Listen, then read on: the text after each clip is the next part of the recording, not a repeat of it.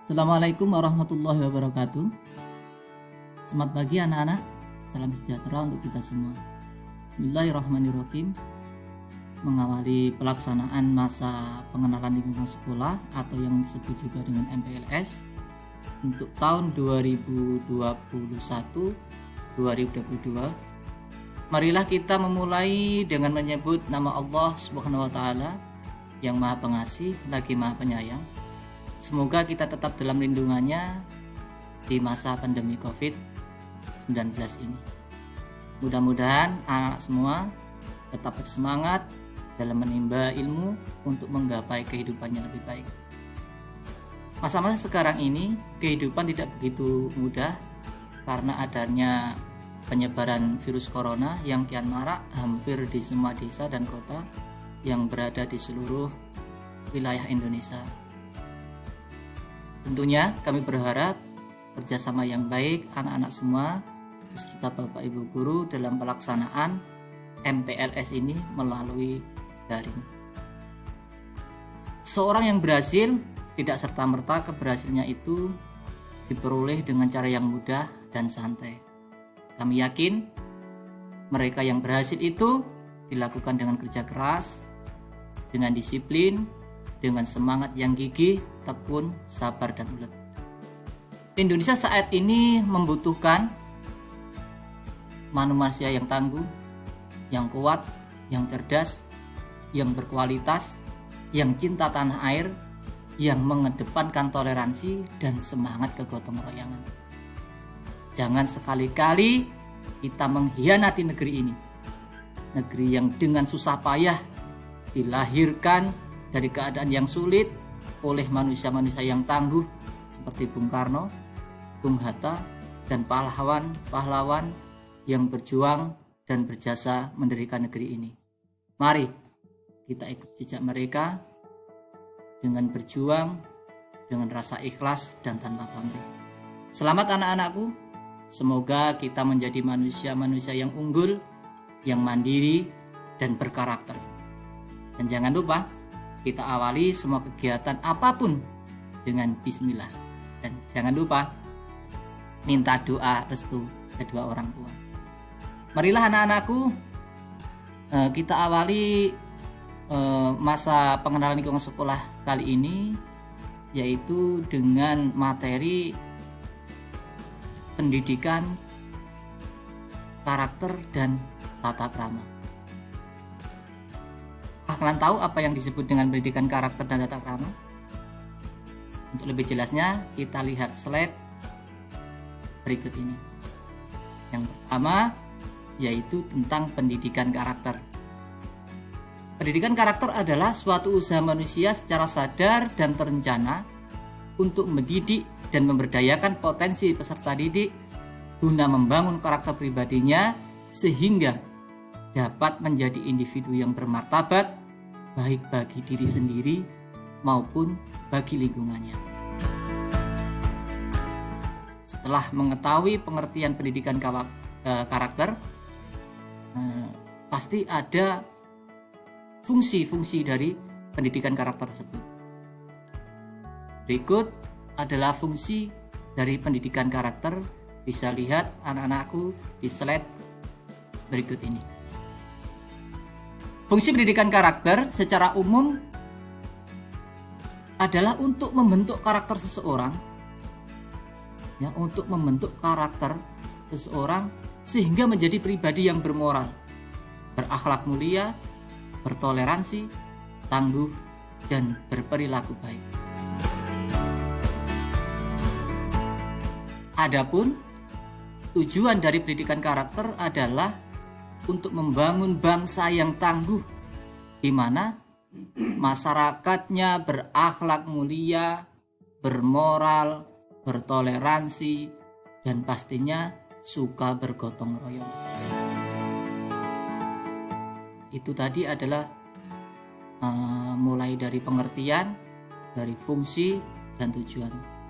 Adapun nilai-nilai pendidikan karakter, ada beberapa nilai yang ada dalam pendidikan karakter tersebut, antara lain yaitu religius, nasionalis, mandiri, gotong royong, dan integritas.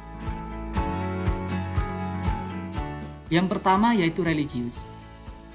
Dapat dilihat dari slide berikutnya, yaitu tentang karakter religius. Karakter religius yaitu mencerminkan keimanan kepada Tuhan Yang Maha Esa yang diwujudkan dalam perilaku melaksanakan ajaran agama dan kepercayaan yang dianut. Menghargai perbedaan agama, menjunjung tinggi sikap toleransi terhadap pelaksanaan ibadah, agama, dan kepercayaan orang lain. Dan yang pastinya hidup rukun dan damai dengan pemeluk agama lain. Selanjutnya yaitu tentang nasionalis. Apa itu nasionalis?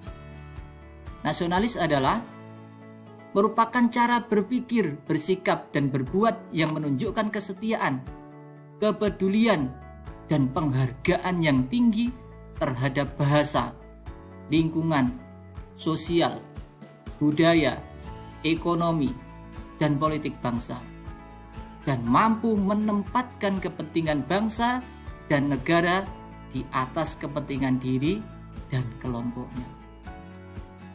Adapun setelah nasionalis, yaitu kita ke mandiri. Mandiri. Jadi nilai utama pendidikan karakter yang ketiga adalah mandiri. Mandiri adalah merupakan sikap dan perilaku tidak bergantung pada orang lain dan mempergunakan segala tenaga, pikiran, waktu untuk merealisasikan harapan, mimpi, dan cita-cita. Selanjutnya setelah nilai utama dengan karakter yang mandiri, yaitu keempat adalah gotong royong. Gotong royong adalah mencerminkan tindakan menghargai, semangat kerjasama, dan bahu-membahu menyelesaikan persoalan bersama, menjalin komunikasi dan persahabatan, memberi bantuan, memberi pertolongan pada orang-orang yang membutuhkan. Seperti contohnya ketika ada bencana alam, ada teman atau saudara kita yang tertimpa musibah, maka kita bisa saling tolong menolong. Selanjutnya yaitu integritas. Nilai karakter integritas merupakan nilai yang mendasari perilaku yang didasarkan pada upaya menjadikan diri kita sebagai orang yang selalu dapat dipercaya, baik dalam perkataan, baik dalam tindakan, maupun dalam pekerjaan. Harus memiliki komitmen dan kesetiaan pada nilai-nilai kemanusiaan. Baiklah anak-anakku, itu tadi yaitu tentang pendidikan karakter. Selanjutnya, materi yang kedua kita adalah tata krama. Untuk tata krama bisa kita lihat slide berikutnya, yaitu yang meliputi 1. Apa itu definisi tata krama? Yang kedua, prinsip tata krama. Yang ketiga, manfaat tata krama. Dan yang keempat adalah macam-macam tata krama. Yang pertama adalah definisi tata krama. Secara harfiah, tata mengandung maksud adat, aturan, norma, dan peraturan. Sedangkan karma adalah sopan santun, kelakuan, tindakan, dan perbuatan. Untuk tata krama, tujuan tata krama bisa kalian lihat yang ada di depan kalian. Sebagai manusia, kita harus mampu memanusiakan manusia. Nah, seperti slide yang berikutnya, yaitu tentang bagaimana kita memanusiakan manusia. Seperti sebuah perkataan yang ada di slide tersebut, yaitu perlakukanlah orang lain sebagaimana kamu ingin diperlakukan. Jangan menyakiti orang lain kalau kita tidak ingin disakiti. Itulah anak-anakku. Yang kedua adalah prinsip dari tata krama. Ada respect atau toleransi, yaitu menghargai orang lain, peduli, memahami orang lain apa adanya.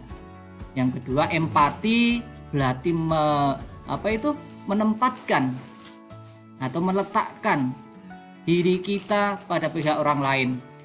Sebelum kita bertindak atau berucap, harus berpikir dahulu apa pengaruhnya bagi orang lain. Setelah itu ada kejujuran. Kejujuran adalah kesesuaian sikap, kesesuaian ucapan, ya, kesesuaian ucapan itu sesuai dengan tindakan. Yang ketiga yaitu manfaat dari tata krama dalam kehidupan manusia. Tentunya dengan tata krama kita bisa membuat disegani, dihormati, disenangi, ya, menjadikan hubungan baik dengan orang lain, memberi keyakinan pada diri sendiri dalam setiap situasi. Dan masih banyak lagi manfaat dari tata krama yang bisa kalian lihat di slide berikut ini. Macam-macam tata krama, di situ ada tata krama di sekolah, ada tata krama di rumah, ada tata krama di masyarakat, dan bagaimana tata krama kita berbicara baik kepada orang yang lebih dewasa atau kepada teman atau mungkin teman-teman kita yang masih di bawah umur kita. Yang pertama adalah tata krama di sekolah. Bersikap sopan, menyapa dengan hormat, mengucapkan terima kasih, tidak mengejek, disiplin waktu, dan mendengarkan dengan baik apa penjelasan dari Bapak Ibu guru kita. Ya, masih banyak, itu bisa kalian baca sendiri di slide yang sudah Bapak tayangkan.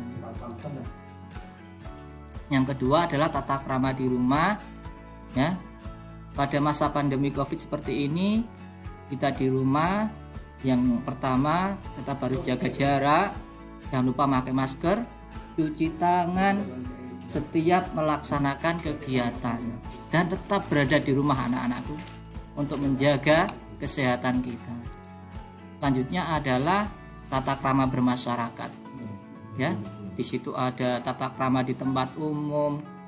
Kita harus sopan santun dengan tetangga, di pasar, di rumah, atau di rumah makan pun kita harus menjaga tata krama kita, sopan santun kita sebagai manusia yang berbudi pekerti. Adapun tata krama di jalan, ya, apabila kita jalan kaki dan di situ ada orang tua, kita bisa membungkukkan badan, ya, sebagai rasa penghormatan kita, ketawaduan kita kepada orang-orang yang lebih dewasa daripada kita. Selanjutnya yaitu tata krama berbicara, yaitu jangan mengatakan kata-kata yang dapat menyinggung perasaan orang lain. Berbicara jujur, terus terang, dan tidak mengada-ngada, tidak menyindir dan merendahkan orang lain. Sewaktu orang tua berbicara, hendaklah mendengarkan dengan penuh hormat dan tidak menyela pembicaraan orang lain. Demikian anak-anakku, adapun tugas Bapak untuk kalian di rumah adalah buatlah foto bersama keluarga kalian yang menggambarkan tata krama kalian di rumah. Tetap semangat dan jaga kesehatan. Sekian, terima kasih. Semoga bermanfaat dan kita semua dalam penjagaan Tuhan Yang Maha Esa. Amin. Amin. Ya Rabbal Alamin. Assalamualaikum warahmatullahi wabarakatuh.